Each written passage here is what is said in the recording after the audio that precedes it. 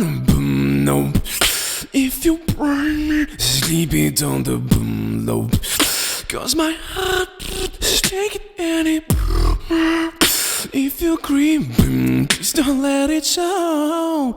Oh baby, I don't wanna.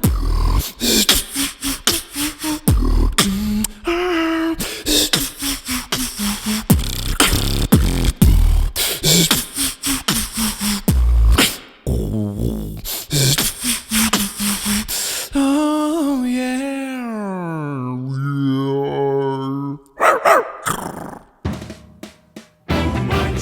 Да, это я. Вечерний Уманч. Ну а ты как думал? Конечно я!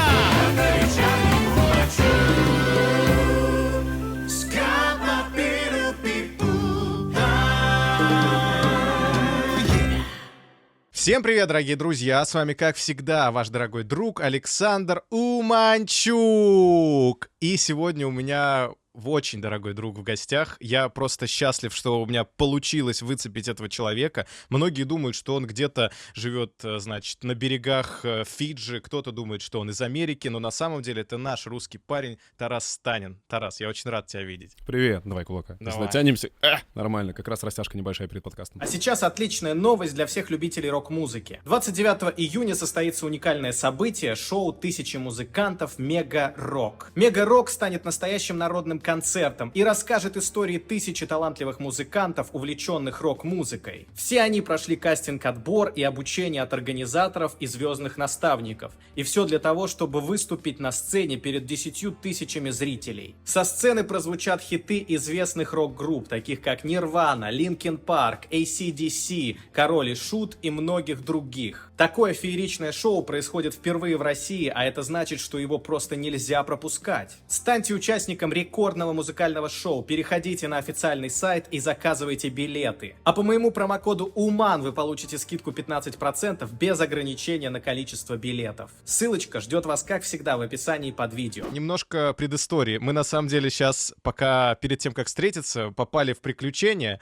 Сначала Тараса привезли не туда, куда нужно было, я поехал его встречать, мы попали в ДТП, попали под дождик, поэтому, друзья, не обессудьте, что мы как мокренькие кисоньки сидим, как будто бы специально залезали волосы. Это все потому, что когда встречаются два крутых товарища, музыкальных блогера и контент-мейкера, как ты себя вообще? В целом, мне кажется, музыкант. Музыкант. Два музыканта, когда встречаются, то вселенные сталкиваются, а у нас сегодня реально с тобой прям столкнулись вселенные, я так. И две китайские машины. И две китайские машины, да. Это было забавно. Ну ладно, хорошо, что никто не пострадал. Тарас, слушай, я, честно говоря, поражен вообще тем, что ты делаешь. Я это и в своем разборе говорил. Я, честно говоря, немножко в шоке. Это просто вообще крышесносно. Шикарно, шикарно. Просто божественно. И тебе лично хочу сказать. И сегодня я надеюсь, что ты нам какие-то секретики пооткрываешь касательно битбокса, касательно вообще своей жизни, потому что, насколько я пытался изучить, вообще посмотреть, кто ты, откуда ты, что ты, когда ты занимался, очень мало информации, только какие-то вот подкастики есть где-то в интернетах. Я долгое время был, так скажем, серым кардиналом мирового битбокса. Я ездил на чемпионаты мира еще почти 10 лет назад. Соответственно, как-то дружил со всеми мировыми битбоксерами, но почему-то давал себе какой-то отчет, что будто бы я не готов. То есть была неправда, я почему-то обманывал сам себя и помогал другим, находил каких-то ребят очень талантливых, да, которые как-то не могли понять, что им нужно для того, чтобы пробиться на какой-то сильно прям мировой уровень. И у меня была одна сильно отличительная черта, то, что я хотел показать, что в целом один битбоксер может быть определенной такой формой музыки. Вот, то есть как вот есть акустическая гитара и вокалист. Это прекрасный симбиоз. Сколько хитовых песен мировых написано всего лишь при помощи двух дорожек в звукозаписывающей программе или на микшере. Hello, darkness, my old friend. Today is gonna be the day that they're gonna throw it back to you. Love of my life, don't leave me.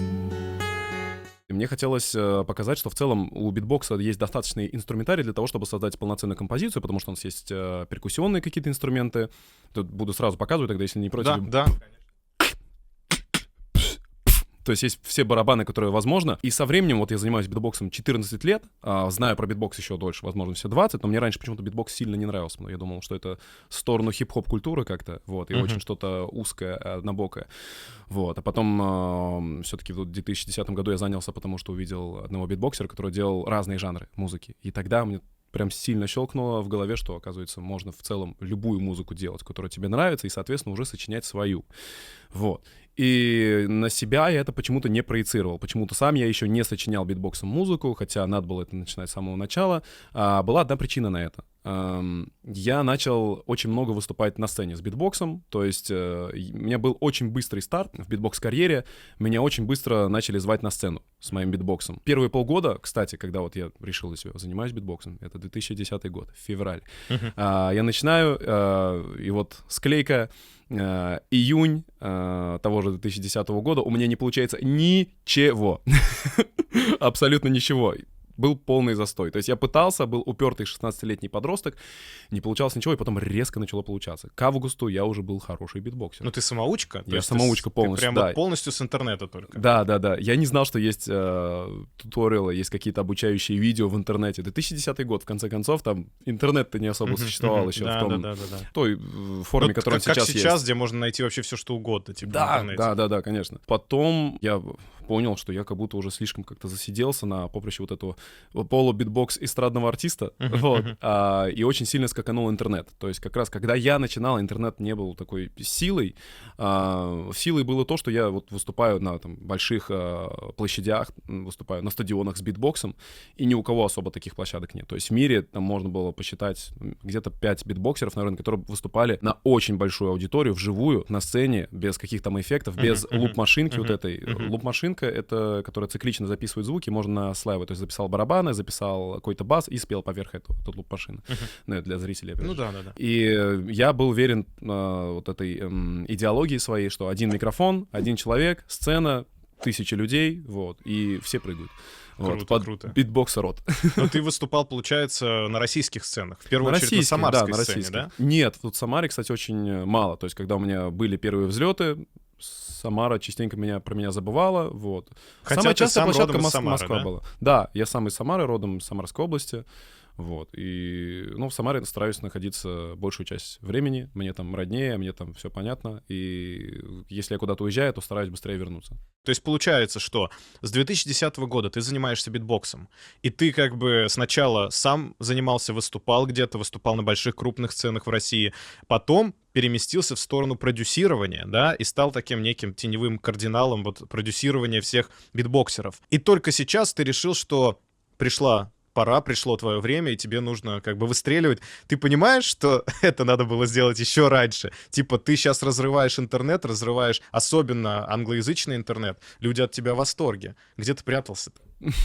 И почему? Я не знаю, почему. Я, на самом деле, в целом, от рождения скромный очень человек. Я с этим борюсь, чтобы быть адекватным человеком в большей степени. Потому что скромность излишняя, она, не скажем, портит жизнь, но является даже излишняя скромность. Это вот эта излишняя масса скромности, она является каким-то негативным последствием по жизни. Ну, для артиста особенно. Особенно для артиста, да. И это же еще вгоняет в депрессию, да, если что-то не получается. Если что-то не получилось, это нормально. И то есть, вот, наверное, просто почему-то я думал, что все остальные битбоксеры лучше меня. Вот. У меня было такое понимание, поэтому я как-то обращал внимание больше на других битбоксеров.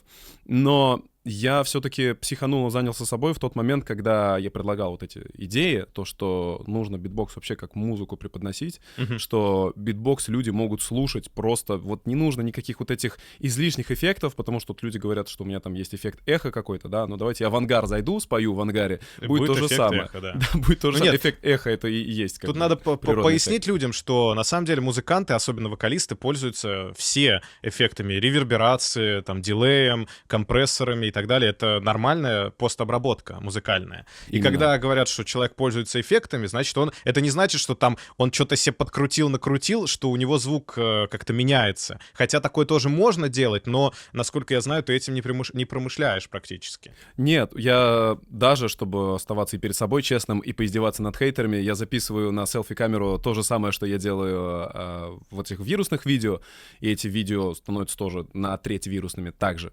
где я просто без эффектов на камеру телефона исполняю абсолютно то же самое, звучит так же. Ну вот ты вживую сейчас что-то изобразил вдруг, и я такой сижу такой, типа, вау, как он это делает, блин. Потому что если я начну битбоксить, друзья, то это будет кринге. Как только ты начал выстреливать, я стал следить за тобой, и я смотрю, у тебя прям колоссальный такой рост, колоссальное развитие. То есть получается, что все твои советы, которым не прислушивались другие битбоксеры, они не только работают, но все эти битбоксеры должны кусать локти, потому что это они могли бы быть на твоем месте, но теперь здесь ты.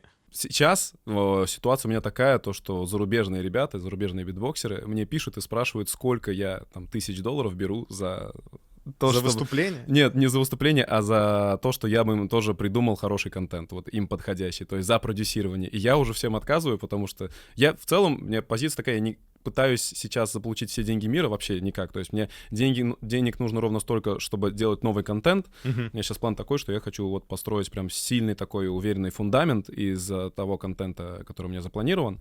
И никак не паразитировать и нигде не преувеличить, нигде не надоесть, очень все аккуратненько вот так вот двигаться и делать то, что мне и самому хочется, и в балансе с тем, что нужно аудитории. То есть люди тебе сейчас с-за рубежа, из США пишут, спрашивают, чтобы ты за большие деньги им придумал контент-план, что-то там спродюсировал, чтобы они тоже стали выстреливать. На самом деле, понимаешь, вот честно говоря, вот у меня было впечатление и представление, что битбокс уже, ну, извините за мое такое невежество, как будто битбокс уже никому не интересен, как будто он уже мертв. Ты абсолютно прав.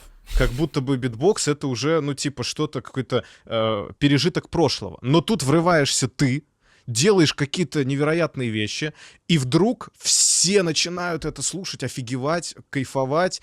И вот в чем феномен, как ты считаешь? Я думаю, тебя много смотрят музыкантов, и даже для людей, которые не музыкантами, но любят музыку, они поймут, вот это я пытаюсь сейчас аналогию такую на ходу простроить. Мы вначале даже обсуждали, что вот есть акустическая гитара, есть голос, да, и очень много великих песен вот таких есть.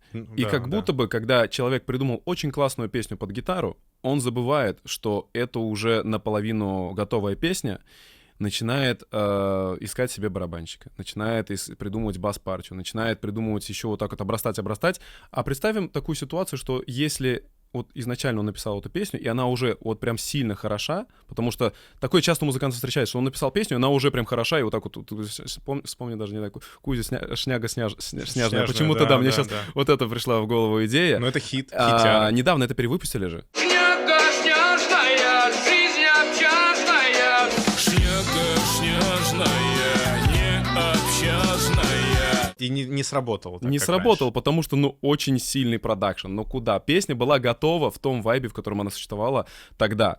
И вот эту неограненность, знаешь, из алмаза можно делать бриллиант, а можно бриллиант уже стереть в пыль просто уже. Или просто расколоть его. Хотя это сложно. То есть лучший враг хорошего, получается. Типа, когда пытаешься навалить все, нужно понимать, какой вайб вообще, ради чего это. Да, потому что на битбокс можно навешать огромное количество вот эффектов, правда, которые будут уже художественные эффекты, которые будут сильно изменять оригинальный звук. И вот в этом уже не будет это просто будет замена на, грубо говоря, ты придумал какую-то партию, да, и потом ее сыграл почему-то не битбоксом, хотя придумал битбоксом на других инструментах, и в этом уже нету души. Мне кажется, моя идеология такая, что битбокс — это вообще самая изначальная музыка, которая может существовать, потому что это все твой организм, полностью твой организм издает музыку, вот. И у меня там есть, на самом деле, очень большие такие исследования на эту тему, я в антропологию даже нырял, вот почему битбокс такое влияние на людей оказывает. Я уже очень много выступал, и заметил, что вот с 16-го года у меня начали очень сильно преобладать, я очень сильно натренировал такие вот звуки, которые создают саб-частоты вообще. То есть это как вот проезжает там девятка, у него да, весь район дрожит. Вот такие частоты я начал обнаружить в своем организме. И когда я выступаю на большой площадке с мощной аппаратурой, со сцены даю какой-нибудь там сильный бас, да, люди после выступления там подходят сфоткаться или просто поблагодарить там за выступление, и они говорят, что просто у них вот грудная клетка вот так вот дрожала, что они какие-то вот там частоты первобытные нижние. Эмоции испытали, которые они раньше не испытывали, потому что когда человек выдает супер вот эти там 30 Гц какие-нибудь, да, это же чуть ли не предел человеческого слуха, у них просыпается что-то первобытное вообще. Я задумался, а почему вот такая вот реакция у людей вообще в целом? Они же слышали, до этого как бы Егор Крид выступал, допустим, там тоже басы у него есть какие-то. Но они в аранжировке, а тут ты сам. Да, и вот эта живость, на самом деле, то, что биологический организм выдает вот такие частоты, вот это, правда, у человека вызывает какие-то еще, знаешь, на физиологическом уровне. Да, на физиологическом уровне, вот ты правильно сказал. Но это как оперные певцы, есть же очень много упоминаний, когда зритель слушает там предельные высокие частоты теноров, да, предельные высокие ноты, и испытывает какое-то ощущение там удовлетворения, катарсиса. Некоторые даже говорят, что женщины могут и оргазм испытать, когда предельные высокие ноты тенора выдают. Это воздействие... Это физика, это воздействие высоких частот. А то, что ты говоришь, то есть, я правильно понимаю, вот эти все нижние басовые какие-то гортанные горловые звуки, это то, что ты сам из себя выдаешь, то есть это не подкручено, потому что, в принципе-то, это можно опустить там где-то там, как запитчить вниз, но если ты это делаешь сам, потому что я иногда, вот когда я слушал, я иногда офигеваю, потому что это же очень низкие частоты. А ты вообще вот как себя характеризуешь? Ты же вокалом еще занимаешься, насколько я знаю. Да, у меня вообще мечта была научиться петь, но вот почему-то битбокс опередил это желание. Но еще меня как-то... Я поступил в колледж, и там были какие-то кружки, нужно было чем-то творческим заниматься обязательно, чтобы получать зачеты. И я такой, хочу научиться петь. Вот пошел к преподавателю, и меня булили. За что? Ну, не булили, а, знаешь, какое-то странное было отношение. Типа, хочешь научиться петь? Вот такая творческая женщина там была. Говорит, иди коня учи. Я выучил коня, прихожу, типа, пою. Ну, как могу, как умею. Я же пришел научиться петь, но не умею еще. Вот, и... Что-то ты коня хреново поешь как-то. Еще хуже было. Там у нее был коллектив из... не знаю, как очень много девушек, хор, что-то какой-то хор, да, там 6 девчонок, как называется, секстет, может быть, какой-нибудь. Вот, и она говорит, девочки, подождите, меня тут мальчики думают, что не умеют петь. Что там у вас? Вот такая ситуация. Представляю, как они сейчас тоже сидят такие. Выйду ночью в поле. Наверное, так пела. Я не помню, нету ни видеозаписи, ничего нету. Это был как раз-таки где-то 2009 год. Вот, она такая, все ясно, ребят, давайте потом, мне сейчас скоро студ весна. Ну вот, пусть со студ весной своей остается. А потом я эти все студ весны выиграла и выступал на открытии студ весны. Съели. Вот так вот. Не помнишь, как ее зовут? Ну, наверное, не, вообще не помню, даже на лицо не помню. Тетенька, вы понимаете, что вы совершили самую главную ошибку в своей жизни? А может быть, нет. А может, и наоборот. А может, да, замотивировала тебя. Да. Ну, смотри, вот ты поешь хорошо. Спасибо большое. Ты же, мне вот нравится, у тебя приятные оттенки фальцетного звучания. У тебя на самом деле, ну как я слышу, скорее всего, баритональный все-таки голос, да? Да. То есть на ты самом баритон. деле я стараюсь его в более верхней текстуре держать, как Майкл Джексон постоянно разговаривал. Ну это на фальцете на головном звуке? Да, чтобы не потерять эти частоты, потому что я мечтал научиться петь высоко. То есть когда я начал, у меня был сильно низкий голос, я начал учиться. Вот. Но иногда, некоторые дни, когда я не ухожу на вот этот голос, и у меня все-таки я не просыпаюсь. Вот это же регистр, просто басовый регистр, то есть за баритональным регистром находится еще вот этот басовый регистр, и когда подключается сильно грудной оттенок, я постоянно как диктор разговариваю, и когда записываю кому-то голосовые, мне лень печатать, да, мне говорят, ты можешь еще что-то поговорить, просто неважно что. Там трахеобронхиальное древо начинает отзвучивать, и там прям вот эти оттенки, как вот ты сейчас делаешь, ну, типа я даже так не могу, хотя я тоже баритон.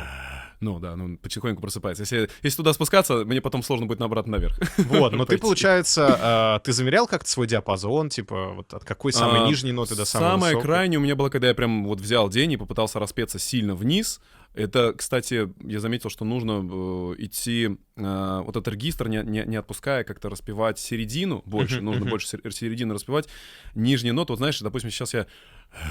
Ну, это где-то до, да, вот это есть, не знаю, какая октава, не знаю. Ну, я могу тебе подтыкать. Да, он в любом случае сейчас будет более такой субтоновый, да, скорее всего. Вот. Потому что у меня тут до нет никакой, типа, в помине. Нажми ре, допустим, ре.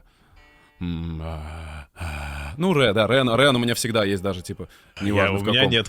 Вот. И от нее ре, до, си, ля, до ми, короче. До ми я спустился, там уже просто такой какой-то, знаешь, вот так вот, с такой частотой у меня грудь дрожала. Да, вон туда. Ты вот и сюда можешь спуститься? Да. Это было один раз в жизни, я это запомнил, я помню, даже записал голосовой, это 21 год был. Я сильно день этот запомнил, на самом деле, потому что, ну, бывало ля, да, знаешь, вот это и ре, еще ля, но это близко, такое бывает. Даже можно проснуться и просто, да, пока там распухшее лицо и трахея, взять эту ноту. Но тут ми, и к вечеру, вот, это было сильно, да. Но я пошел вот на вокал в декабре.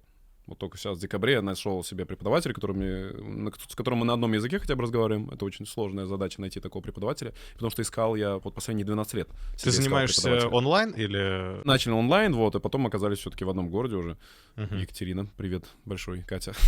Да, я не знаю, кто вы, но спасибо, учите Тараса. Да, и у меня очень сразу большой левел-ап пошел, честно тебе скажу. Вот даже вот это...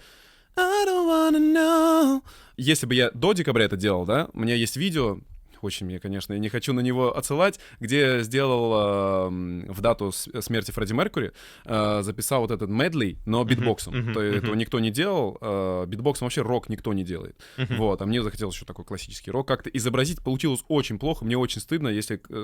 Но многим фанатам Queen очень сильно зашло. Я это делал просто как дань уважения. Это мое личное видео, но я сейчас пересматриваю после декабря, насколько плохо иногда у меня там получалось петь. Вот, там еще видео 5-минутное вроде, не помню, длинное видео, там много треков, вот так очень быстро переключался, очень сложно это было. И получается, к январю, когда я записывал вот этот Creeping, который у меня разлетелся по всему интернету, вот эти ноты, они у меня настолько уже стабильны стали, настолько легко мне их брать, что это вот просто результат 3 занятий. Это у меня вот получилось. Расскажи мне такую штуку. Мне очень интересно было, ну вот чисто как контент-мейкеру, твой процесс записи вообще, как происходит? Типа ты ставишь камеру, ты включаешь запись, пропиваешь от начала до конца все, а потом это все как-то что-то с ним постпродакшн какой-то делаешь. И да, нет, тут я где-то могу месяц. Вот Creeping я делал полгода. Такая ситуация. Там главное у меня был затык, это первый куплет и интро, потому что там идет. И вот здесь вот этот, он должен на одной ноте звучать, да, вот этот бас, а на другой ноте. И очень вот это перескоки большие, потому что там вроде в оригинале 4 голоса играет. Я подумал, что если я где-то хотя бы интервал возьму от интро вот этого, то получится более-менее. И вот на этой...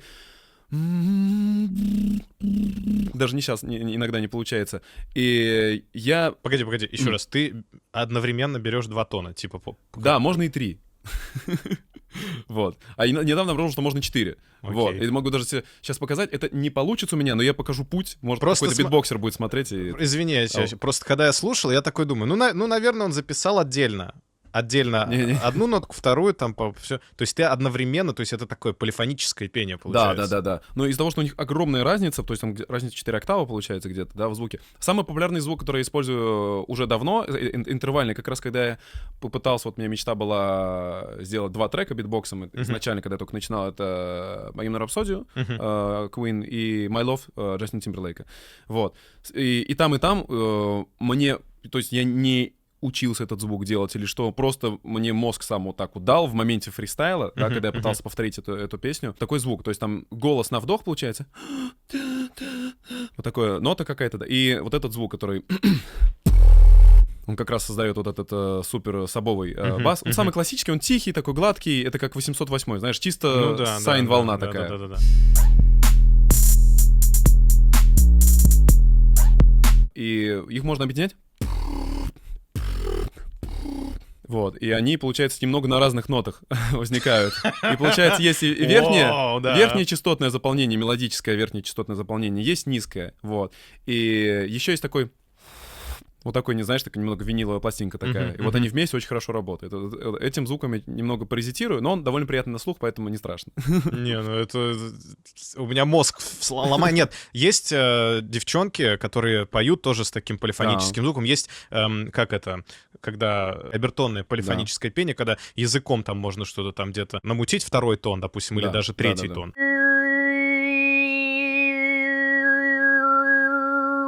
Ну вот когда еще это все на битбоксе, на каком-то, на каких-то сабовых тут этих вот нижних и высоких тонах одновременно, то есть ты даешь и нижний, и высокий тон. Ну, это прям вообще... Ну, то есть я даже физически не могу представить, как это все делается. Мне кажется, это просто нужно... Битбокс, он не для всех, лишь потому, что нужно сильное желание прям иметь, чтобы этому научиться. То есть не проблема битбоксу человека научить, но это... Есть вот домашнее задание, но, знаешь, это то домашнее задание, которое намного больше, чем день в университете. То есть урок может продлиться там 30 минут, 40, да, вот, а потом неделя домашнего задания. Вот, для того, чтобы закрепить это все, научиться понять логику. Вот, у битбоксеров у многих проблема то, что они учат даже какой-то звук, но они не понимают, как его применять, где уместно, неуместно, и поэтому битбокс, как ты сказал, да, минут 15 назад, то, что битбокс очень сильно стагнировал, да, и ушел куда-то вообще непонятно куда. Давно о нем ничего не слышно было. Да, потому что битбоксеры сами себя закопали, это то же самое, как учить просто высокий голос ради высокого голоса, брать высокий тон ради высокого тона, но при этом противный тембр, непонятные слова, бессмысленная песня и так далее. Вот, в битбоксе примерно то же самое, то есть можно беспорядок, даже вот этот звук можно испортить, если неправильно его куда-то засунуть, если переборщить со звуками. Ну, получается, что ты аранжировщик, ты сам аранжируешь, да, битбоксово аранжируешь песню. Да. И вот за счет своих как раз-таки нетривиальных крутых аранжировок, в первую очередь, ты выстрелил. У тебя огромный бэкграунд музыкальный, то есть ты слушаешь очень много музыки, потому что очень круто с точки зрения вкуса, стильно все сделано. Есть ответ, на самом деле чуть-чуть сложно его будет сформировать. Очень я был придирчив всегда к музыке. То есть я очень люблю музыку, всю, любую, но даже свой самый любимый трек, который могу поставить просто на репите на всю ночь и уснуть под это мне не надоест, он даже за неделю на репите еще будет стоять. Я вот так даже могу музыку слушать. Все равно есть моменты, которые, ну зачем вы так сделали? Ну кто вот по голове настучать за такое? Ну почему не пониже надо было спеть? Просто там на 2 ноты. Вот, я всю музыку так критикую очень сильно, и это у меня прям почти с рождения. То есть я не понимал, зачем вы здесь на этот бридж перешли? Вы сумасшедшие или что? Backstreet Boys, Макс Мартин, вы там чем занимались вообще? Камон. Да, вы там кофе не попили в этот момент или что? Вот идеальная, гениальная песня, но она на миллиард просмотров на Ютубе сейчас, а могла бы на 3 миллиарда, да, быть, допустим. И, кстати, у меня очень сильные срабатывают, то есть я в точности там до 1000 угадывал, сколько у меня где будет просмотров. Я стримлю каждую неделю, и где-то на стримах можно даже откопать вот эту информацию, то, что я говорю, вот это я видео запишу, скорее всего, оно будет на столько просмотров, но следующее запишу, а то потянет вот это, и будет примерно вот так, вот так, вот так. И потом смотришь, да, оно так и было, и мне ничего, к сожалению, не удивляет в своей творческой студии. Знаешь, когда я захожу на YouTube, я такой, ну да, ну оно так. Я так и планировал. Да, и с одной стороны хорошо, потому что я стабилен, продуктивен, вот, и могу спокойно работать безэмоционально. С другой стороны, как будто бы хочется какого-то еще счастья. Но мое счастье — это русская баня. Русская баня, да, ребята, наши. На самом деле сейчас Тараса смотрит очень много из-за рубежа. Надо подтягиваться, надо поддерживать наших ребят. Вообще-то ради этого я во многом записал видос. И давайте лайков набросим и комментариев. Спасибо тебе еще раз за это, кстати. Все, да нет, что, брат. Я на самом деле вообще не понимаю, ну типа, я всегда стараюсь видосы делать, я вижу талант, я вижу, что человек, ну, крутой. Типа, почему бы не сделать видос? Тем более, я говорю, у меня в какой-то момент канал превратился в площадку, тоже своего рода как площадка для, ну, не знаю, как радио свое, там, с какими-то интересными вот вокалистами. Да. И я стараюсь туда транслировать, чтобы люди, которые не захотят искать или не захотят куда-то там погружаться в интернет, они могли к Сашке Уманчуку зайти, посмотреть, послушать, таки нифига себе, у нас, оказывается, есть вот Тарас Станин. Ты вот именно такую задачу и закрываешь как раз-таки, потому что есть люди, которые, ну, им интересна музыка, но у них слишком много работы, допустим, чтобы разбираться, кто там, какие новинки, что, да, удивительно. Твой канал отлично закрывает. Так ты прикинь, мне бывает иногда пишут вот ребята, которых я там обозревал или посмотрел, типа, удалите видео, пожалуйста. Да ладно. Я такой... Камон, чувак, я сделал видео на 100 там с лишним тысяч просмотров, ты просишь меня его удалить? Почему? Не объясняют причину, почему? Ну вот я делал на грузинского Фредди Меркьюри, типа... Да, я видел, я смотрел. Ему не понравилось то, что много людей начали его хейтить, типа, в комментариях. Ух ты. И что я использовал записи какие-то уже старенькие достаточно. А я, видишь, я самое популярное стараюсь брать, в первую очередь, когда первую реакцию делаю, чтобы, ну вот, можно было разобрать, что понравилось больше всего людям. Типа того. И видать, он просто хотел, чтобы я там, не знаю, что-то свежее посмотрел. Видать, ну, что он развился за это время, что он уже как бы... Вот часто я замечал, что у творческих людей есть такая проблема, на самом деле. Немного неадекватное вот это отношение, да. которое немного им портит, знаешь, как Конечно, будто бы портит. Потому что у меня тоже были вот где-то 2 года назад мои там немецкие ребята-друзья, да, они начали делать реакции, вот, мы там еще по битбокс-дружбе как-то очень давно, ветераны битбокса, дружим, и они начали делать реакции, у них начали они набирать большие просмотры, и они решили меня, потому что я тогда был сильно не медийный вообще, какие-то мои видео там находили, делали на них реакции, и я смотрю, мне такой, блин, почему это видео? Но, с другой стороны, я понимал, что, типа, ну, оно так и происходит в целом, то есть у всех, Фредди Меркьюри хейтили в свое время. Конечно. Большая история, вот, и из-за того, что мы не знаем, не нужно думать, что вот твой путь должен быть настолько идеален. Наоборот, Это- чем это больше в тебя облаках знают, тем лучше. На Да, самом деле, да. даже если хейтеры, даже если... Хейтеры очень хорошо. Хейтеры хорошо. Нет, ты знаешь, сколько у тебя на самом деле защитников еще есть? Очень много. Типа Я ко мне сильно тоже благодарен, да. прибежали такие, так, что вы тут про Тараса говорите? Это. Я такой, да ладно, ребят, камон, я с любовью, наоборот, то есть, ну, типа, как бы с респектом большим. Я очень, Вот. знаешь, каких защитников уважаю, которые не просто да, пытаются убить хейт вот этот, а которые разъясняют, в чем дело, в чем Ну, суть. конкретно, да. Да. А хейтеров я люблю, потому что они просто веселят. Они пишут, такой бред бывает. Ой-ой-ой. Мне это веселит, но я также понимаю, что есть человек, который просто будет скроллить комментарии, увидит какой-то хейтерский что-то, какой-то разбор. Хейтер же очень любит еще разжевывать информацию. Да. Я звукорежиссер с 6-летним стажем. Тут я услышал вот такой-то плагин. Окей, он там был, да. Не было, что? не было, даже А, не не было, было ты даже? понимаешь? Даже не было, блин, То есть там плагина. такие фантазии у людей, просто жесть. А люди, которые пишут позитив, да, они в основном не разжевывают. То есть очень часто пишут, блин, молодец. Так, в Вот. принципе, знаешь, хейтеры чаще пишут комментарии, чем Конечно, люди, которым да, понравилось. да. Вот. Ну, я думаю, что это вообще фигня, на это не стоит обращать внимание, главное двигаться к своей цели, и все будет хорошо. Смотри, вот мне на самом деле нравится твой подход, и вот я лично могу вспомнить, мы с тобой немножко уже говорили об этом человеке, человек, который тоже делал полностью всю музыку, записывал альбомы только на вот битбоксе, на лупах, опять же, каких-то. Это Дабы Фикс. И у него еще и крутой вокал. У него еще же он Очень, там наверху очень. где-то там такими расщепчиками дает, что-то орет классно. Hand in my hand, I don't wanna let go. A partner in life on this mean old road. Ты с ним же вживую как-то Это познакомился. вообще первый битбоксер, кого я встретил вживую. Это был, кажется, конец 2010 года. У него был мировой тур. В рамках мирового тура он проезжал по России. Соответственно, затронул Самару. Вот. Я после колледжа пошел в кассу покупать билеты. Это был, да, вот 10-й год, как раз так все и происходило.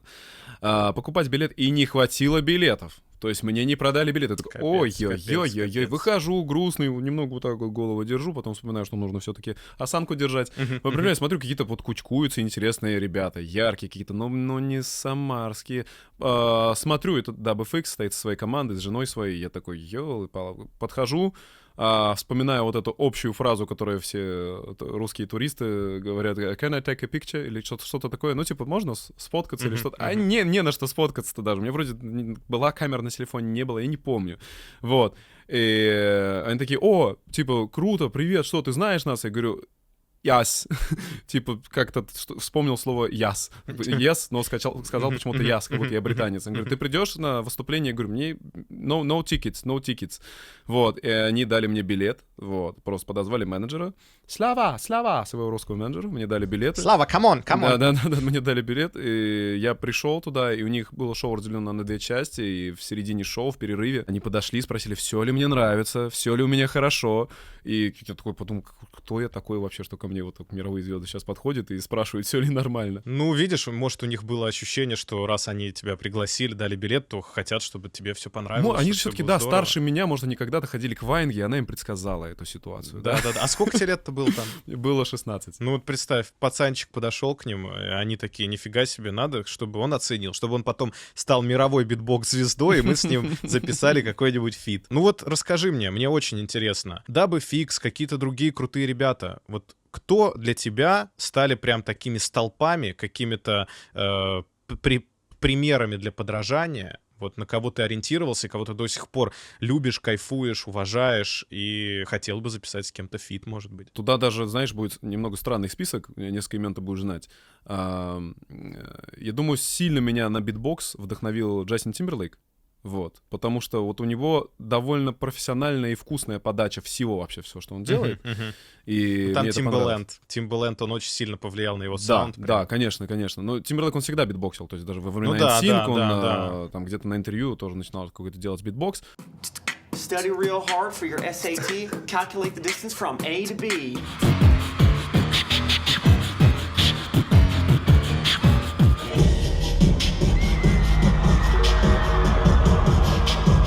А потом он еще был немного таким кринжовым тинейджером, но тогда это было модно просто. Это было норма в 90-е, слишком вот эти яркие, лапша волосы. Нет, я обожаю Тимберлейка. Я тоже. Я до сих пор... Вот у него недавно сингл вышел, и я так кайфовал. Знаешь, захейтили в комментариях наши, написали, что за хрень? А я такой, в смысле хрень? Это же вообще А что сейчас крутота. на каждой русской радиостанции в итоге крутится? Да, шикарная песня. Значит, пользуется успехом в России тоже.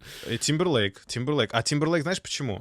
Из-за Майкла Джексона же, скорее всего. Именно, это второе имя, которое я хотел назвать. Это вообще тот человек, который, вот многие не знают, но музыканты вот должны вообще изучать такие вещи. Он написал «Билли Джин», «Thriller», еще там самые главные свои хиты битбоксом. Ну, он очень любил. Он же всегда там... Он на шоу Опры Уинфри что-то там ей битбокс да, там он показывал. Who Is It вроде делал трек. Но есть еще одно 93-го, кажется, года запись, там все ребит вообще, он просто рассказывал очень плохое интервью, знаешь, я вообще не знаю, может, это просто беседа какая-то была под запись. Он там битбоксил прям Билли Джин, и было очень похоже на оригинал. Он говорит, я ходил постоянно с кассетным плеером, вот, и сделал вот такой битбокс. Вот прям так Майкл Джексон звучал. То есть я сейчас пародию на него делал. Я бы по-другому сделал. Вот. Но в 82-й год не было таких битбокс-техник. И он как-то сам до этого дошел, делал вот этот битбокс, приходил к Квинси Джонсу, и они с оркестром разбирали уже этот битбокс, оставляли оригинал, все равно как дорожку за кучей барабанов, за кучей перкуссии, и сочиняли мировые хиты.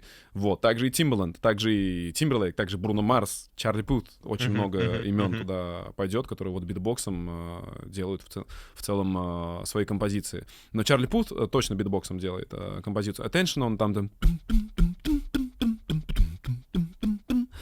начало у него, которое было. Timberlake тоже там...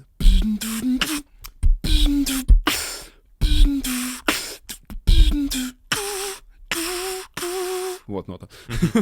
Ну и, соответственно, Timbaland вообще все битбоксом там делал. Да, я тут как раз... У меня, знаешь, на самом деле, многие битбоксеры, которые начинают делать битбокс, они звучат как микс из 5 битбоксеров, которым они вдохновлялись. Я звучу как отредактированная ударка Timbaland на What Goes Around и Cry Me River. Если послушать, она разная там немного. Вот на Cry Me River она вроде такая, типа... На Cry Me River такая была, а вот на What Goes Around вроде уже... То есть там более... Вот такой звук. И то есть сейчас не сравнить, мне надо все равно трек на ухо вот так послушать, чтобы скопировать прям полностью, но я понял, что у меня нету битбоксера, на который я похоже звучу, у меня вот есть треки, которые похоже я звучу. Даже у меня вот есть самый вот этот популярный эффект в битбоксе, который не мной был придуман, всегда существовал, просто я не понимал, почему его никто не использует. Первый, это который, когда я делаю I don't wanna know if you play me, keep it on the low.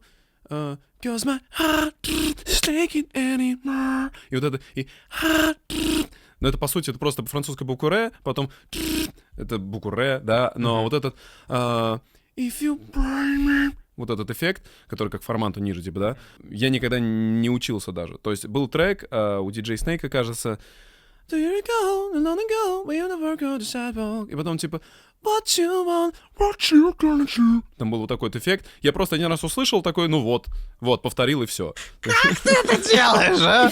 У меня сейчас комплексы сформируются. Нет, ты серьезно, можешь еще разочек, пожалуйста? Вот этот трек какой другой? Ну, скажи любой трек мне сейчас. Ну, давай Майкл Джексон, там, не знаю, Rock With You, знаешь? Да.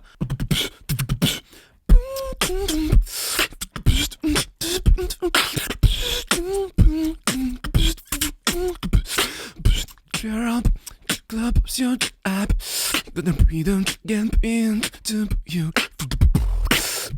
Don't write fab ditch and freedom get into you.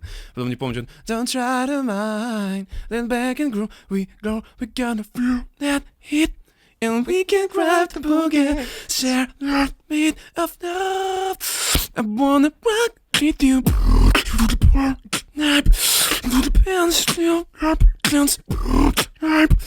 Вот Вот так и просто на ходу, короче, это делаю. Капец, И, кстати, не договорил, когда ты спрашивал про процесс придумывания контента вот этого, я трачу вот от полугода до 2 недель для того, чтобы расставить все звуки по своим местам. Потому что это сейчас был фристайл, и как будто бы кажется на первый взгляд, что можно прямо вот сейчас записывать и в интернет выкладывать, но на самом деле там нужно прям где-то понять, где должна быть, где нужно дать саб-частоты, да, где-то нужно, наоборот, писк какой-то дать, прям либо свист вообще, либо хэт какой-нибудь очень высокий, либо средний и так далее. То есть вот это частотное заполнение в битбоксе невозможно же сделать прямо какие-то одновременно звуки, да, и поэтому нужно везде искать компромиссы и вот это расставить все правильно, да, это занимает очень много времени. Почему вот этот I don't wanna know залетел сильно, потому что я начинаю I don't wanna no, вот это басовая линия, да, другая идет линия I don't wanna know. Это все ноты аккорда, которые там звучит.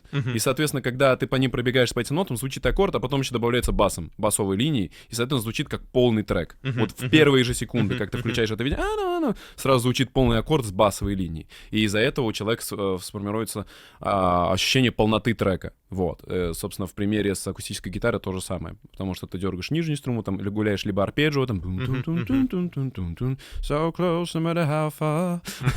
И вот такие песни получаются. Что-то я вдруг даже потерялся немножко. Хотел спросить... Так, ладно, давай. Забыл аж мысль. Нет, ты прям меня поразил. Нет, ребята, все хейтеры, кто писал, что я вот сижу сейчас, офигеваю, потому что это реально звучит, ну, примерно так, как звучало вот у тебя в треках, когда ты записывал это.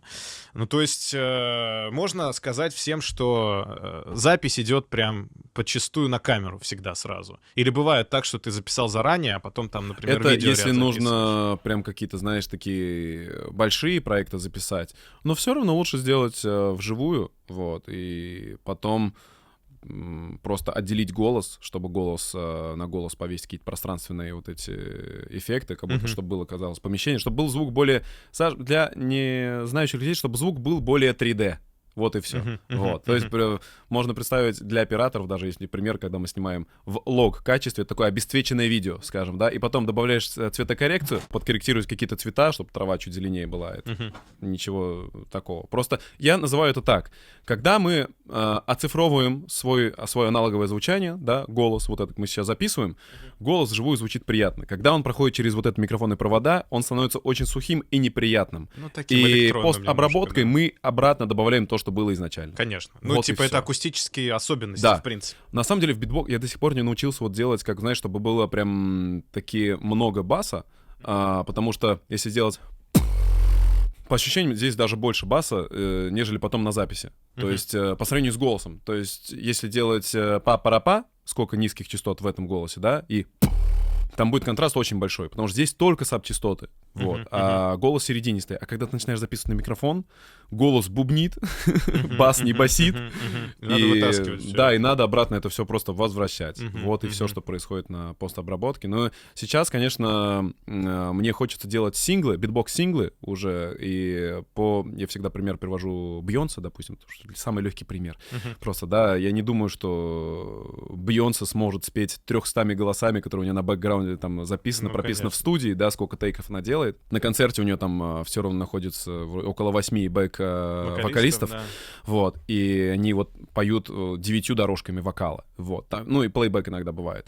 Нету такого, что Бейонсе вышла, да, и там хор из 300 человек конечно, стоит. конечно. А в треке как раз-таки вот эти 300 голосов есть, которые продублированы, интервалы спеты, аккорды спеты.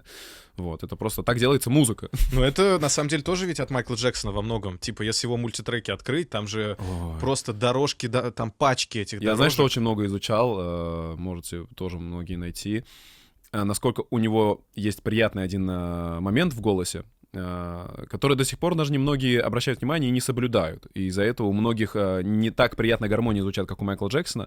Просто акапеллу любого трека возьмите. Предлагаю, кстати, вот у него был трек, который Remember the time.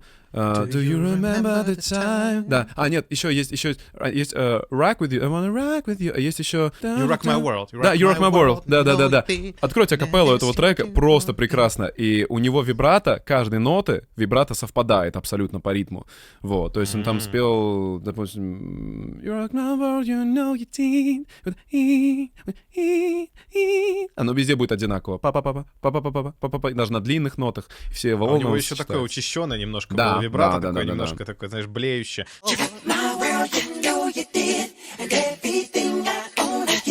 Ну, опять же, не сильно, но мне очень нравилось, такое дрожащее немножко. Да, у него нет этого эффекта коруса, знаешь, который есть у многих вокалистов, когда они записывают вот эти даблы и так далее. То есть эффект коруса, такой фленджер даже в некотором роде. Вот, у него этого нет, у него звучит чистой гармонии, вот как раз-таки потому, что он полностью совпадает. Причем все это спето вживую, без какого-либо тюнинга, типа тогда еще не пользуюсь, особенно там 80-е. И это, я говорю, откройте, друзья, мультитреки Майкла Джексона, насладитесь, просто каждая дорожка прописана потрясающе. Это прям вообще отдельный вид искусства. Я вспомнил, что я хотел у тебя спросить. Ты абсолютник? Могу ли я назвать до? Нет. Ну, то есть ты как бы просто обычный чувак со слухом нормальным, который слышит гармонии, слышит там мелодику, тональность и так далее. Я не скажу, что я могу разобрать аккорд на ноты. Очень, знаешь, примерно. Очень, если там не суперсложный аккорд, какие-то ноты я могу угадать. У меня больше текстурный слух. То есть, я не знаю, из-за битбокса, возможно, да. То есть ты слышишь отдельные партии, типа? Отдельные партии, да, слышу чуть-чуть, вот. Но может, тембральный слух это больше называется. То есть я понимаю, что здесь вот гитара звучит вот вообще вот плохо. Типа оттеночный какой-то. Да, наверное, да. Вот, поэтому какие-то вот эти оттенки голосов для меня важны, и вот эти... Я их больше... Мне очень легко их делать. Я ничего для этого никогда не делал. Просто мне интересно, потому что ты, рассуждаешь прям как такой матерый, прошаренный музыкант, хотя, насколько я понимаю, у тебя образования музыкального вот прям корочки нету. Нет, никакого образования. То есть ты как бы вот с 16 лет как ты этим занимаешься, как ты в это погрузился, ты вот этим всем болел, и вот до сих пор, типа, ты делаешь музыку на мировом уровне. Спасибо большое. Я только начал. Да, друзья, так что подписывайтесь на канал вообще, ссылочку-то мы оставим в описании, да? Когда будет уже миллион подписчиков у Тараса, тогда будет поздно репу чесать, как говорится. Уже знаешь, вот про скромность я говорил, чуть-чуть баланс я, конечно, даже не в ту сторону уже сместил. Миллион на Ютубе, я имею в виду. Да не, я про то, что это, типа, только начал. Да нет, нет, правильно, все правильно. На самом деле, я говорю, ты ворвался в интернет буквально полгода назад, взорвал его и до сих пор продолжаешь взрывать. Мне интересно, смотри, нет ли у тебя чувства, или страха, что, быть может, приестся, что-то надоест, придется что-то изобретать, что-то новое там где-то придумывать. Вот как ты же говоришь, я контент-план уже продумал. То есть у меня уже примерно понятно, что я буду выпускать. Или ты там уже все учел это? Да, конечно, учел. В целом музыка-то она существует уже сколько. И она всегда менялась. То есть я изучал музыку, вот, не знаю, наверное... конкретно современный шоу-бизнес, который вот такой есть с 20-х годов по наши 20-е годы. Я в целом все произучал, как на тенденция менялась. Почему? Главное, у меня, знаешь, есть такая заморочка в голове. Не помню, чтобы она мне сильно мешала. Вот я недавно просто понял и смог ее как-то обрисовать уже речью. Я очень хорошо понимаю корень и проблемы, и в целом, почему такая музыка сейчас в этом году, почему вот это вот популярно, да, почему там в 70-е вот это было популярно и так далее. То есть вот эта тенденция. Очень все, естественно, перемешано с технологиями. Вот. И, допустим, почему электрогитара ворвалась так резко, да, почему там ненавидели кто кого, музыкальные войны вот эти.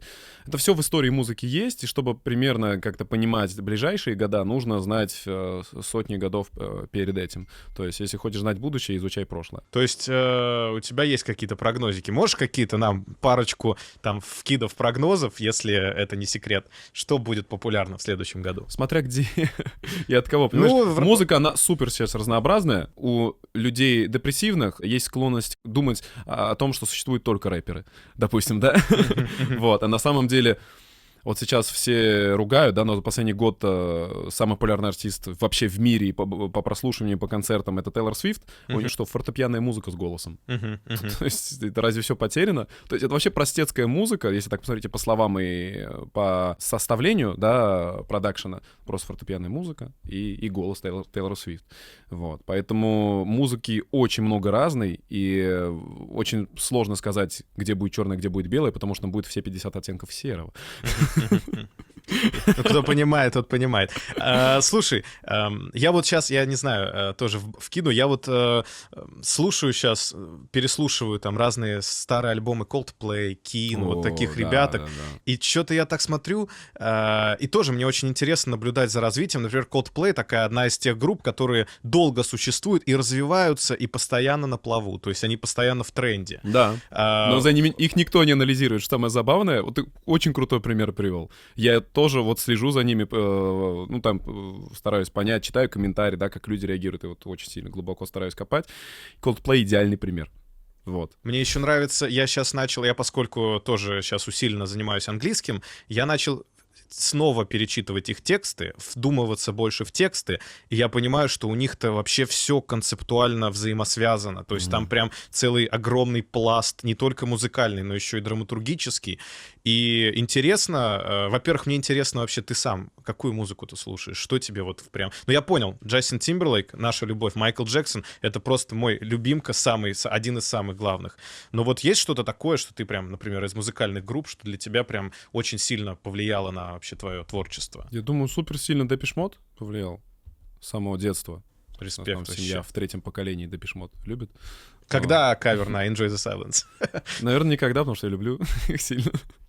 Слишком критично будешь относиться. И это в том числе, плюс я в основном стараюсь брать песни, чтобы перенести их на битбокс, те, которые я понимаю до атомов. Вот. А ту музыку, которую я люблю, я не могу понять, она мне просто нравится и нравится. И там больше, конечно, и ностальгии, и все перемешано, все эмоции, все вместе. То есть я слушаю и не понимаю, почему мне нравится. Но мне нравится. Вот. И, то есть все треки абсолютно. Британцы в этом смысле, в принципе, меня всегда поражали, потому что даже в отличие от американцев, которые, казалось бы, музыкальная индустрия вообще сама по себе возникла в Америке, но только британцы как-то настолько, именно музыкальные группы какие-то, настолько чувствуют и делают массовую, но качественную музыку, вот я всегда поражался. Я обожаю. У меня у Depeche Mode один из любимых альбомов, это, естественно, Black Celebration, но... О, красава. Да, я его обожаю, потому что там нет ни одной... Во-первых, там много Мартина Гора, а Мартин Гор для меня это просто... Я обожаю всей душой Дэйва Ганна, но Мартин Гор, его вот этот вот дребезжащий тоже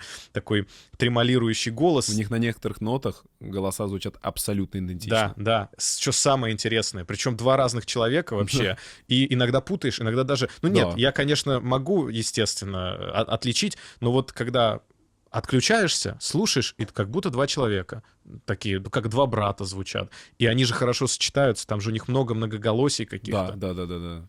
Короче, Depeche Mode я вообще всей душой Black люблю. Celebration я часто включаю просто на ночь, и он мне на репите играет, и я сплю под это. Единственное, что меня вот, например, сейчас удручает, это то, что Depeche Mode удалили с Яндекс.Музыки. Ну, не послушаешь, типа. Но во ВКонтакте, да, можно включить, послушать. а последний альбом я вот в самолетах слушаю постоянно. Очень хорошо. Там, типа, Cosmos is Mine, просто классный трек для полета. Очень. Нет, ребята, я говорю, это тоже Depeche Mode, это тоже одна из тех групп, которые вот они растут, и вместе с ними растет их музыка и их творчество. И еще последняя группа, которую с 2 лет слушаю, еще, может быть, раньше, и еще не умел разговаривать, но уже просил включить их треки на кассете. Это первый альбом Prodigy. Офигеть. А Prodigy, кстати, у тебя есть что-то на них? Или ты тоже... Нет, Нет, можно сказать, нет. Ну, я могу какие-то треки спародировать, но это так, просто ради фана на стримах.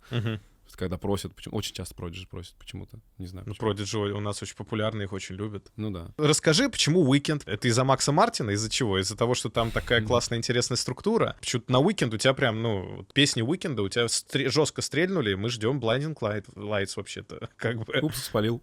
Спалил, да? Нет, я имею в виду, что я жду. Это будет не скоро.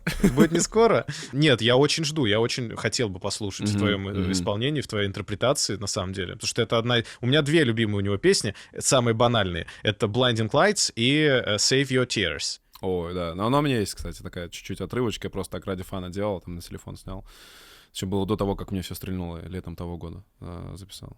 Ну, короче говоря, много интересного и классного и крутого нас ждет. Я вообще, на самом деле, буду следить за вообще твоим развитием очень плотно, потому что мне интересно вообще, куда ты с этим вообще можешь продвинуться и докуда дойти. Мне интересно, вот смотри, есть чувак-импрувер, да, с Да, которым вы часто Ваня. записываете кавера. Это твой брат или что?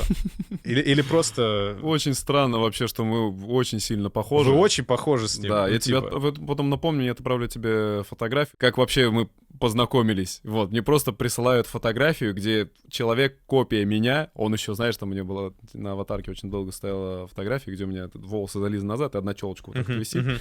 И он просто, видно, после душа как-то прикольнулся, так же сделал, и просто одно лицо. И я такой, да как? И Ну, он сам с Ульяновска вообще родом, то есть тоже город на Волге, недалеко мы живем, тоже битбоксер, тоже в целом мышление в битбоксе у него похоже. Вот, но мы начали плотнее общаться, да, как-то я старался помочь своими знаниями, накопленными ему, чтобы он быстрее тоже как-то себя, не знаю, получше, что ли, почувствовал. Ну, то есть, чем мог быть полезен, тем был полезен. Вот, сейчас у него там тоже хорошо все с контентом, хорошо дела идут в соцсетях и в интернете в целом. И мы, да, продолжаем просто коллаборироваться, потому что мы очень легко сочетаемся еще. То есть у меня очень такие в каком-то моменте есть басовые звуки, у него высокие звуки есть. Иногда мы вообще меняемся, потому что пищать я тоже могу, вот. А он низкие какие-то вибрации тоже может захватывать. И мы очень классно не пересекаемся по частотам и ни друг другу не мешаем, когда создаем что-то совместное.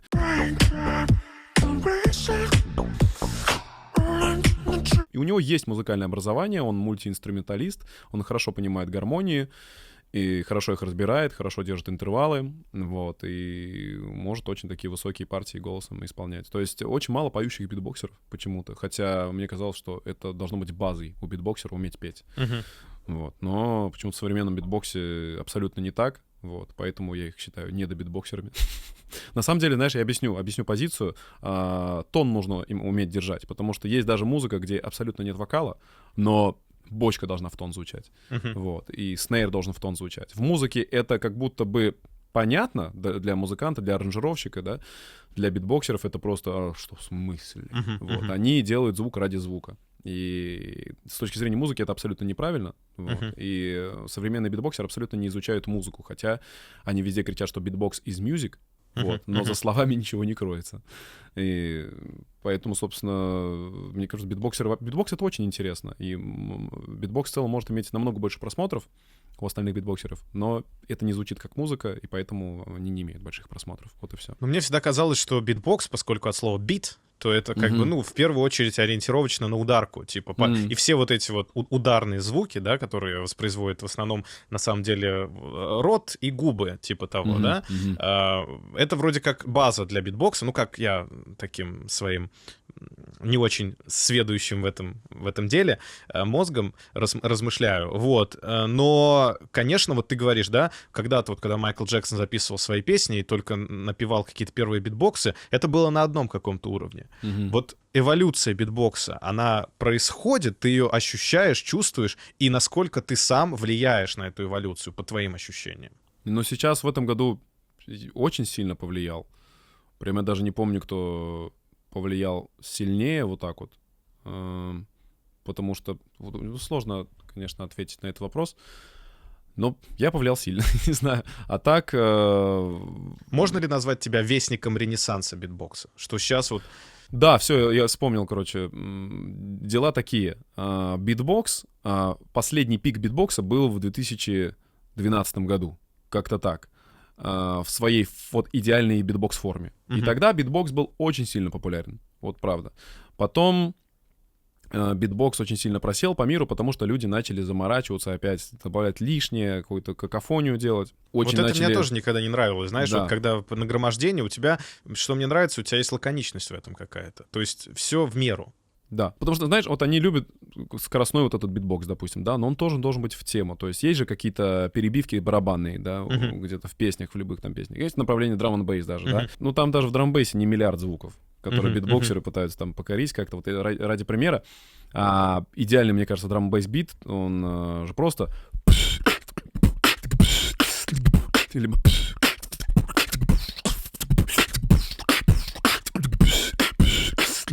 Вот. Но когда начинают там добавлять еще сверху звуков, уже и звучит это неестественно, и лицо слишком корчится, и как-то все и некомфортно становится слушать просто. Даже сейчас не буду пример приводить какой-то. Еще, знаешь, направление драм-н-бейс было очень популярно в 11-12 год, и там все как-то переплелось, что вот эти какие-то ходы ритмические начали люди применять и в хаус-музыке, и там в диско-музыке. То есть, допустим, был там какой-то просто... Вот хорошо звучит, допустим... То есть хороший старт, да? Но как они делают... Начинают намешивать уже, и уже не так прикольно звучит, что ли. И звуки начинают, знаешь, рассеиваться один за другим. И в это, конечно, можно сильно углубиться, но если просто подводить какую-то общую черту, битбоксеры, из-за того, что битбокс стал очень сильно доступен, появился резко интернет, то битбоксеры захотели какого-то разнообразия, но разнообразие они черпали друг от друга, а не из мира музыки. Вот. Не изучив музыку, и изучив друг друга, они просто поучаствовали в такой, знаешь, большой битбокс-оргии, и род прекратился. Ну вот будем надеяться, что сейчас возродится, как говорится, род битбокса, и ты будешь непосредственным батей, участником главным в этом всем действии. Смотри, мне очень интересно, у тебя же есть достижения, прям такие серьезные в битбоксе. Ты чемпион, по-моему, России, да, по битбоксу, насколько я знаю. Трехкратный, да. Трехкратный. Что ты по миру ты где-то занимал, как-то участвовал в каких-то? Да, по миру мы катаемся, участвуем, но сейчас уже нет смысла, и это первая причина. Вторая причина, что нас всегда бреют. Вот, прямо начиная с 2009 года русский битбоксер очень сильный, но почему-то в себя не верят сильно. Вот, это одна из проблем нашего русского комьюнити, вот, то, что ребята в себя сильно не верят почему-то. Вот. И еще то, что мы там можем первое место по зрительскому голосованию занять, да, но потом нам дают последнее место судьи, которые там сидят.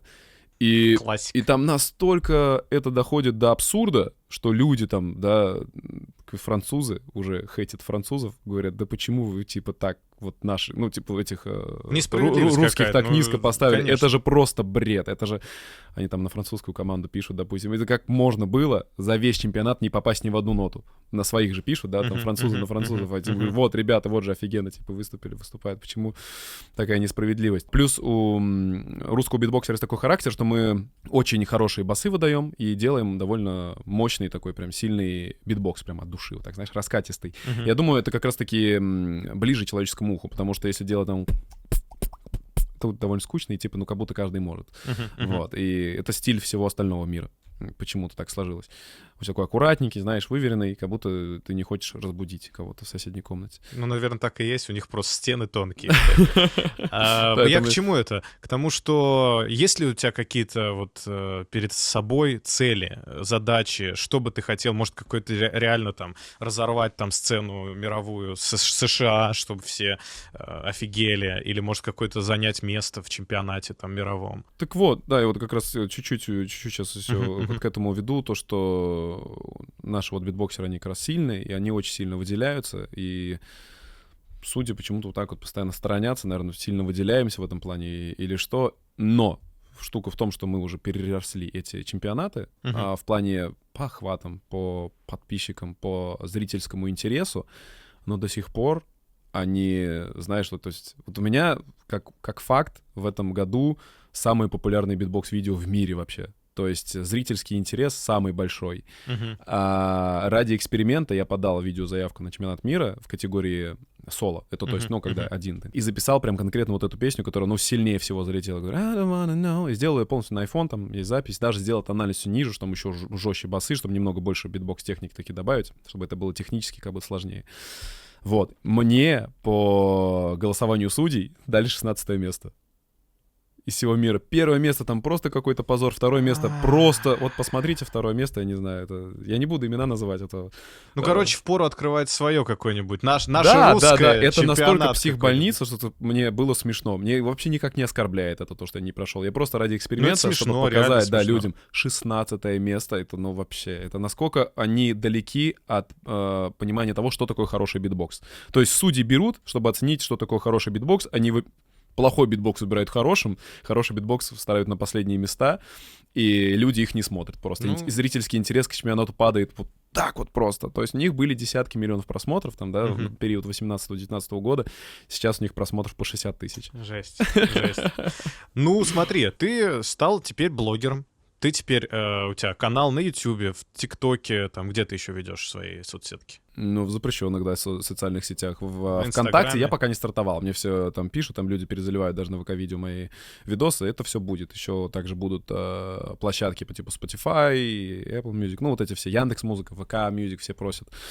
Вот, это все будет, просто всему свое время. Я не хочу вступать во все оружие, потому что не за всем я тогда буду мочь следить. Надо Вот, делегировать.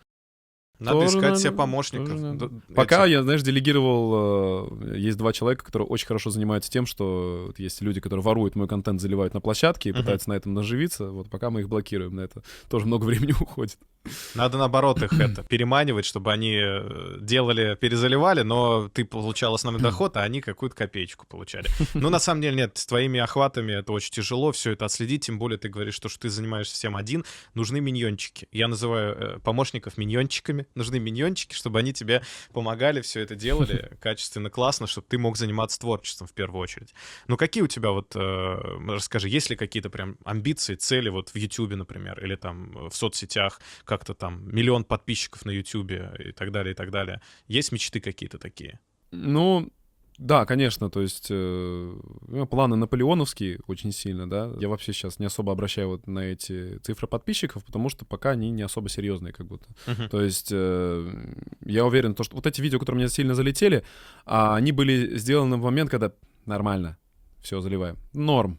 Сойдет. Вот, то есть там в целом я всегда оставляю себе большой, то есть 70% хедрума, так называемого, то есть запаса по тому, как можно будет сделать лучше, более понятно, более вирусно, если так можно выражаться. Вот, и что мне всегда было куда расти. То есть это концепция автопроизводителей, у них модельный ряд расписан там до 35-го года, да, у них очень красивые есть автомобили уже и по дизайну, и по разработкам какие-то, они постепенно все это внедряют. У меня такая же система абсолютно, и я думаю, вообще моя lifetime цель, чтобы в билборд попал вот битбокс-трек. Вот. И к ней идя, я думаю, многие другие цели закроются. Вот. Но вот это основная, исполнится, не исполнится, это не так важно, главное идти к ней. Не, я думаю, что все будет. Я думаю, что на самом деле действительно битбокс сейчас только вот новую волну популярности приобретает, и мы еще услышим и подражателей кучу. Сейчас они уже появляются, но просто их будет еще больше. И будешь просто таким реально батей, который крестным отцом битбокса.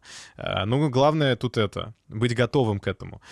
Смотри, мне интересно, если это не секрет, может быть, какие-то анонсы у тебя есть или какие-то проектики, о которых ты можешь что-то рассказать, и ты бы хотел рассказать зрителям, чтобы они примерно понимали, что можно от тебя ждать. Если хочешь, конечно. Да, хочу. Первое, я хочу, на самом деле, поблагодарить всех ребят с России, вот, которые смотрят, вот, потому что... Это мы. Да, по статистике из России 8-9% людей во всех соцсетях, в некоторых соцсетях вообще 3% с России. Вот. Ну, по комментариям это видно. Но те, кто есть, большое вам спасибо, и одна просьба есть. Вот. Если где-то видите, что там люди пишут, что типа он там не из России или кто-то, пишите. Вот я живу в Самаре. Вся информация обо мне такая. Я живу в Самаре, уезжать никуда не планирую. Вот. Мне здесь хорошо творится. Вот. Я здесь это дело и продолжаю. Потому что я видел какие-то желтые статьи уже по поводу себя. То, что я там перебрался в Америку, бросил страну. Как кто-то пишет, что там есть на Дзене большая статья, что типа вот тогда-то, там-то я родился, сейчас живу в Токио с командой. Я в Токио, был 2 недели, да, там чемпионат, когда шел, погулял, чуть-чуть пофоткался, на чемпионате поучаствовал. Сказочников много, да, в интернете. Да, но они прям очень сильно официально заявляют, так, и потом в комментариях же это как распространяется. Я читала. Да, это очень много любят. Так что, друзья, знайте, Тарас из России живет в Самаре, никуда уезжать не собирается, будет двигать наш российский отечественный битбокс. Ну, наверное. Ну, я надеюсь. Смотри, я считаю, что ты вообще ты даже не очень крутой, ты просто какой-то нереально крутой. И я надеюсь, что те зрители, которые тебя посмотрят и которые не знают про тебя, они подпишутся обязательно, потому что, я говорю, это будет поздно делать, когда уже миллионы будут подписчиков. Надо это делать как трушные ребята заранее. И плюс у тебя очень хороший рост, я тебе желаю еще большего роста. не забывать про меня, когда станешь миллионником, да, там где-нибудь в США скажешь. Вот у Манчука... Первых не забывают. Да, да, да. И я надеюсь, что твое творчество будет только развиваться, расти. Будет много людей, молодых парней, которые будут интересоваться, и девушек в том числе, которые будут интересоваться битбоксом, потому что это реально очень крутая культура, это реально очень крутое, на самом деле, такая действительно мотивирующая штука, которая созидательная. Да. Вот. И я прям тебя дико респектую за все, что ты делаешь. Спасибо тебе огромное. Спасибо, бро.